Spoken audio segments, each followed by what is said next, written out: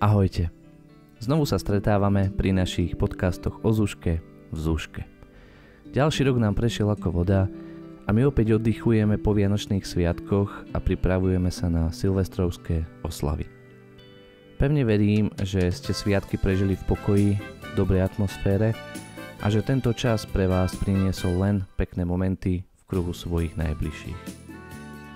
Ako ste si určite všimli, dnes som neprivítal žiadneho hostia, pretože dnes som v štúdiu sám a rozhodol som sa, že sa spolu obhliadneme za uplynulým rokom, aký bol, čo všetko sme počas neho zažili a kde všade sa našej škole podarilo vystupovať. Všetko to začalo už tradične januárovými triednymi koncertami a zhonom, ktorý je vždy pred koncom pol roka prítomný. Tento január bol ale pre nás iným, pretože sme už nemali polročné prázdniny. A prakticky, keď si na to spomeniem, ani sme si nestihli uvedomiť, kedy sa skončil prvý pôrok a kedy sa začal ten druhý. Ale to nevadí. Zvládli sme to bez problémov a bolo nutné začať sa sústrediť na veľkonočný koncert, ktorý sme si spolu s kolegami vymysleli. Neviem prečo, ale vždy som šťastný, keď sa v škole rozhodneme uskutočniť tento koncert. Ono to však nie je len tak, zostaviť program, ktorý je vhodný a najmä dosť kvalitný na to, aby mohol zaznieť v takýchto priestoroch. My však máme skvelých žiakov, ktorí usilovne pracovali celé 3 mesiace a dokázali nacvičiť všetky skladby, ktoré sme od nich požadovali. A tým pádom sa mohol 23. apríla uskutočniť veľkonočný koncert v kostole svätého Martina vo Valaskej a my sme si mohli spolu užiť tóny klasickej hudby, ktorá sa už žiaľ na Zúškách dnes počuje skutočne veľmi málo. Aj keď to možno tak nevyzeralo, tento koncert bol náročný na prípravu. A preto sme uznali za vhodné zrušiť klasický záverečný koncert a tento priestor dať tanečnému odboru.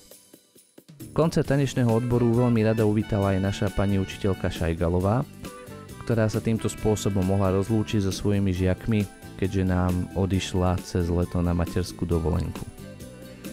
Toto záverečné vystúpenie sa nieslo v znamení 4 živlov a pre niektorých učiteľov, ako napríklad pre mňa, to bola opäť nová práca, najmä po technickej stránke, keďže koncert obsahoval veľké množstvo premietanej projekcie. Po tomto koncerte v júni sme uzavreli školský rok triednymi koncertami, absolventským koncertom a už tradičnou absolventskou večerou. A mohlo začať leto. Letné mesiace sú vždy jedným z najkrajších mesiacov v roku pre učiteľa. Najkrajším, no zároveň pre nás zúškárov aj najstresujúcejším. Sice sme na dovolenkách, ale v hlavách sa nám ženie veľa myšlienok o tom, ako bude vyzerať ďalší rok, koľko žiakov sa nám rozhodne cez prázdniny odísť, na akých skladbách budeme pracovať a najmä, aké nové výzvy sa pred nás postavia.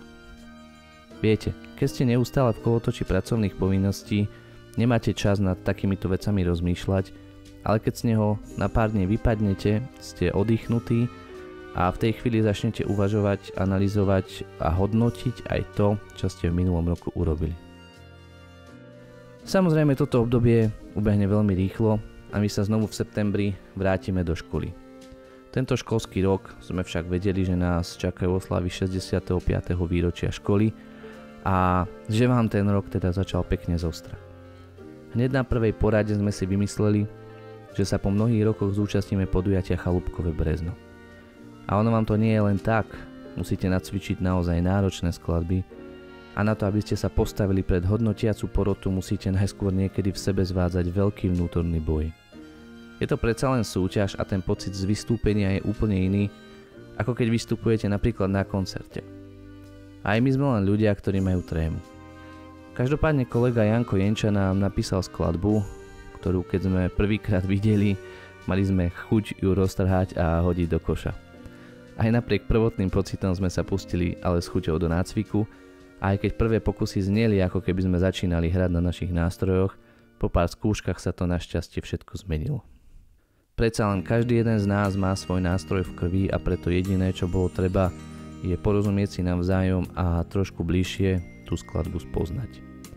A možno sa pýtate sami k seba, prečo sa prihlasujeme do takýchto súťaží, keď z toho máme potom nervy. No v prvom rade sme radi, že môžeme vystupovať, udržiavať sa po umeleckej stránke a v druhom rade nám takéto situácie ukazujú, ako sa cítia naši žiaci tesne pred vystúpeniami a my ich tým pádom vieme o mnoho lepšie v tej chvíli pochopiť.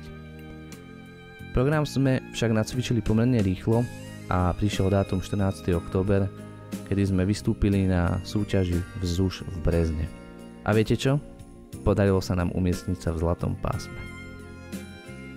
Ani sme si však nestihli vydýchnuť a užiť si náš úspech a už sme museli zapnúť sústredenie na podujatie z té výročie Matice Slovenskej, kde sme boli požiadaní o kultúrny program.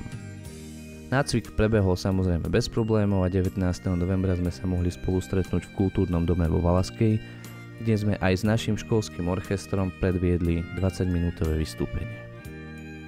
I hneď po skončení tejto akcie sme sa vrhli na prípravy veľkého vianočného programu, ktorý už tradične naša škola uvádza v decembri, tesne pred Vianocami. Na programe sme spolupracovali celá škola ako tím a každý jeden z nás učiteľov musel priložiť svoju ruku, aby sme dokázali vytvoriť a najmä úspešne predviesť tak náročný projekt, akými vianočný a záverečný koncert rozhodne sú.